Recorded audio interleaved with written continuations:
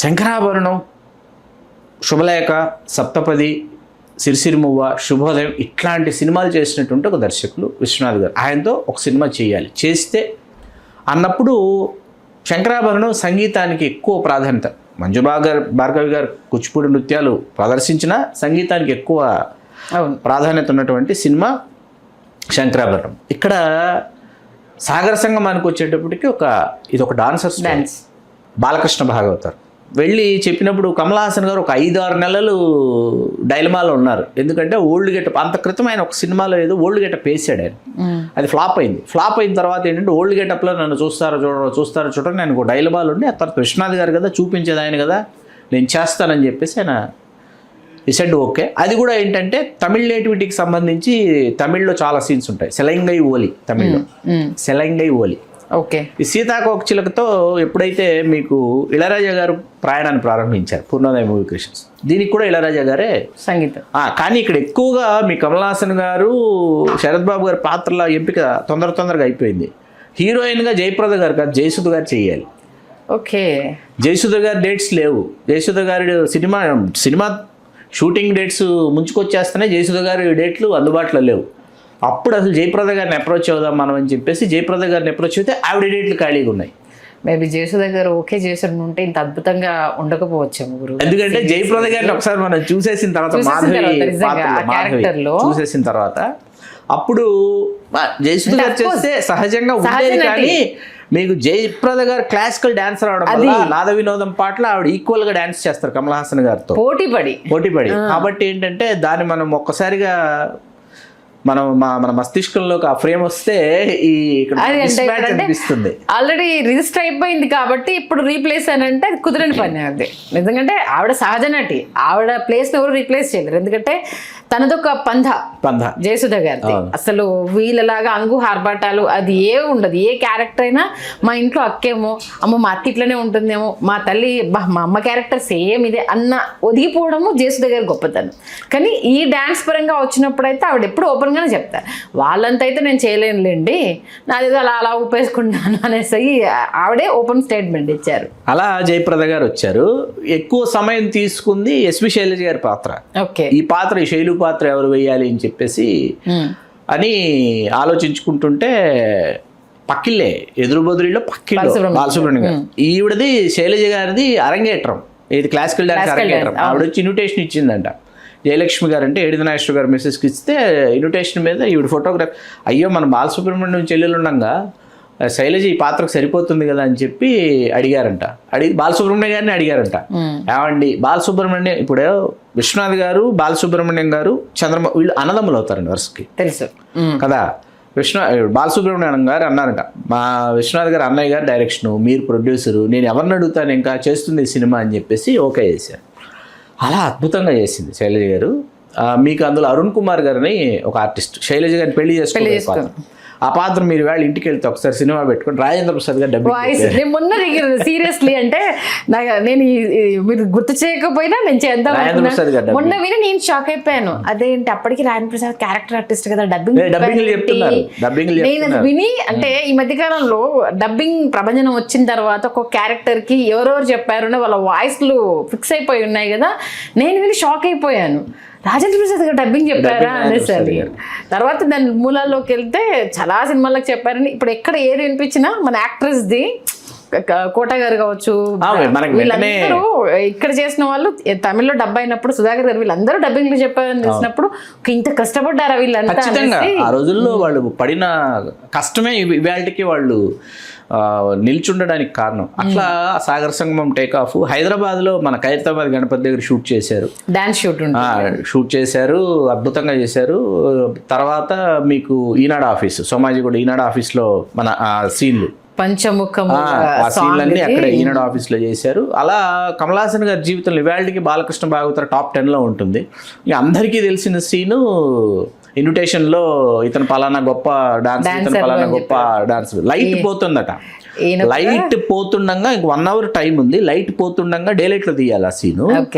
అది షార్ట్ పెట్టేశారు. షార్ట్ పెట్టేసి కమల్ హాసన్ గారు పెర్ఫామ్ చేస్తుంటే కమల్ హాసన్ గారు ఏడుస్తారు కదా, దూరం నుంచి విశ్వనాథ్ గారు కమల్ లాఫ్ అన్నారంట. అంటే వేరే ఆర్టిస్ట్ ఎవరైనా అయితే సరే, ఇది విశ్వనాథ్ గారు చెప్పారు, నేను చెప్పలా, వేరే ఆర్టిస్ట్ ఎవరైనా అయితే సరే, సార్ ఏంటి సార్ అని చూస్తారు, మళ్ళీ నేను కట్ చెప్పి మళ్ళీ యాక్షన్ చెప్పి మళ్ళీ చెప్పాలి. కమల్ కాబట్టి కమల్ లాఫ్ అనగానే ఆ ఏడుపులో నుంచి వెంటనే ఆ లాఫ్లోకి ట్రాన్స్ఫార్మ్ అవుతాడు. అది కమల్ హాసన్ ఒక్కడే చేయగలని చెప్పారు విశ్వనాథ్ గారు. అట్లా సాగర సంగమం ఒక అద్భుతం, అద్వితీయం, అమోఘం. ఈయన కూడా పెద్ద డాన్సర్ అనేసి అనగా నాకు పర్సనల్ గా అందరికీ ఇష్టమైనటువంటి దాంట్లో ఏదేంటంటే, ఇప్పుడు ఒక భంగిమ పెడతాను అంటే భంగిమ పెట్టి ఆకలేస్తుంది తింటాను నిజంగా. అంటే తోలేటి చక్రి తోలేటి స్టోరీలోనే కామెడీ జనరేషన్ అంటే దానికోసం సపరేట్ ట్రాక్ లేకుండా జస్ట్ స్టోరీలోనే దాని రిలేటెడ్ కామెడీని చూపించడం అనేది ఈ సినిమాలో ఒక అద్భుతం. అది ఇందులో కూడా నాకు పర్సనల్ గా డబ్బింగ్ జానకి గారు మదర్ క్యారెక్టర్ ఇష్టం. సాక్షి రంగారావు గారు ఆవిడ బ్రదరు.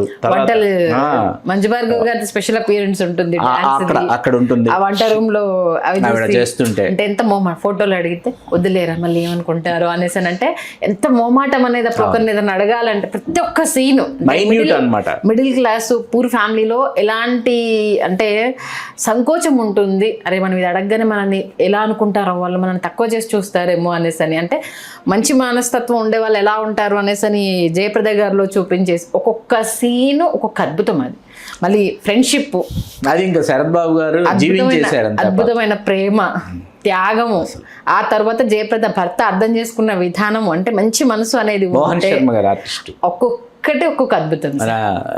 మన ఆర్టిస్ట్ లక్ష్మి గారి హస్బెండ్ ఆయన.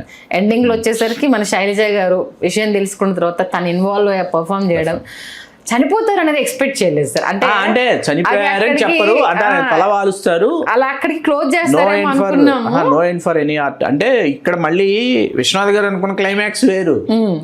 విశ్వనాథ్ గారు అనుకున్న క్లైమాక్స్ ఏంటి, శైలజ డాన్స్ చేయలేకపోతుంది, కమల్ హాసన్ గారు వీల్ చైర్ లో నుంచి లేచి వెళ్ళిపోయి డాన్స్ చేసేస్తాడు అంటే ఏడిది నాగేశ్వరరావు గారు ససే మీరు నో అన్నారు. ఏంటి ఎందుకు నో అంటున్నా అంటే మిమ్మల్ని మీరే కాపీ కొట్టుకుంటారా అన్నాడంట. నన్ను కాపీ కొట్టుకోవడం ఏంటి అన్నాడంటే విష్ణు. మరి అంతే కదండి, శంకరాభరణం క్లైమాక్సే కదా. శంకరాభరణం క్లైమాక్స్ లో శంకర శాస్త్రి పాడలేకపోతే దేవి తులసి వచ్చి అందుకునేటప్పటికి నా వారసుడు వచ్చాడు, నా సంగీత పరంపర ఇక్కడితో కొనసాగుతుందని ఆయన కన్నుమూస్తాడు. ఇక్కడ మీరు రివర్స్ చేశారు, శిష్యురాలు చేయకపోతే గురువు వచ్చి డాన్స్ చేస్తే, ఇంకా అతను అంత కష్టపడింది అంత తప్పించింది ఎందుకు? అక్కడ బాలకృష్ణ భాగవతార్ చేయలేనిది, బాలకృష్ణ భాగవతార్ సాధించలేనిది తన శిష్యురాలు శైలజ రూపంలో ఈ నాట్యం జీవించే ఉంటుంది. ఇక నేను వెళ్ళిపోయినా పర్వాలేదని అతను సంతృప్తిగా అతను కన్ను మూస్తే బాగుంటుందండి. ఇది ఒక ఫెయిల్యూర్ స్టోరీ అండి. ఇది ఒక ఫెయిల్యూర్ స్టోరీని ఇంత సక్సెస్ఫుల్గా మనం కొన్ని సంవత్సరాల తరబడి మనం మాట్లాడుకునేలా చేసినటువంటి కె విశ్వనాథ్ గారు, ఏడిది నాగేశ్వరరావు గారికి మనం శిరస్సు వంచి శతదా సహస్రదా వాళ్ళకి ఈ కైమోడ్పులు మనం సమర్పించాల్సిందే. వాళ్ళిద్దరికి రెండు కళ్ళు. గురించి డిస్కస్ చేసి క్లోజ్ చేద్దాం. చెప్తా. ఎందుకంటే నరుడి బ్రతుకు నటన, ఈశ్వరుడి తలుపు ఘటన, ఈ రెంటి నట్ట నడుమా నీకెందుకింత తపన. ఎందుకంటే ఆ లిరిక్స్ ని ఇప్పటి జనరేషన్ కూడా అన్వయించుకుంటున్నారు. భగవంతుని ఆలోచన ఎలా ఉంటుంది, మన ఆట ఎలా ఉంటుంది, ఈ రెండింటి మధ్య మన తపన ఏంటి అన్నది అసలు ఒక్కొక్కటి ఆ బావి మీద నృత్యం చేస్తుంది. ఏడిది నాగేశ్వరరావు గారి అబ్బాయి ఇంటర్వ్యూలో మొన్న చూశాను ఆ పాట. అప్పటిదప్పుడు అనుకొని దాన్ని సెట్ చేసుకొని ఆ ఒక్కొక్క ఇంటి రావడం, బొట్టు చెరిపోవడం, ఇలా చూడడము, ఆర్ఆర్ రావడము, ఆ పాటకు సపరేట్. నివాస్ గారు ఫోటోగ్రఫీ అతి పిన్న వయసులో ఫోటోగ్రాఫర్ అయ్యారు ఆయన. ఆ తర్వాత ఆయన కాలం చేసినట్టున్నారు. ఆ తర్వాత కొంతకాలానికి మీకు ఈ సినిమాకి సంబంధించి ఇవాళ కంక్లూజన్ ఏంటంటే, అప్పటి వరకు తమిళంలో ఎన్ని సినిమాలు చేసినా ఇళయరాజా గారికి రాని జాతీయ ఉత్తమ సంగీత దర్శకుడి పురస్కారం సాగర సంగమంతో వచ్చింది. అది మన తెలుగు సినిమా ద్వారా ఆయన జాతీయ సంగీత దర్శకుడు అయ్యారైనా.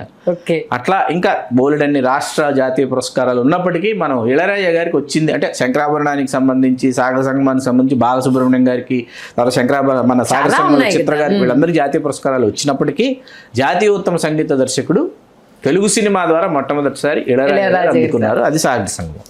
నిజంగా అంటే నాకు తెలిసి ఒక్కొక్క సినిమా గురించి ఒక్కొక్క ఎపిసోడ్ అయిపోతుంది. ఖచ్చితంగా ఇప్పటి జనరేషన్ కి ఈ విషయాలన్నీ తెలియాలి. అంటే ఒక ఆర్టిస్ట్ ఎంపిక కావచ్చు, ఆ తర్వాత సెట్ లోకి వెళ్ళిన తర్వాత సినిమా కంక్లూజన్ సంబంధించి నిర్మాతతో కూర్చొని డిస్కస్ చేయడం కావచ్చు, నిర్మాత ప్రొడ్యూసర్తో అంటే దర్శకుడితో కూర్చొని డిస్కస్ చేయడం కానీ.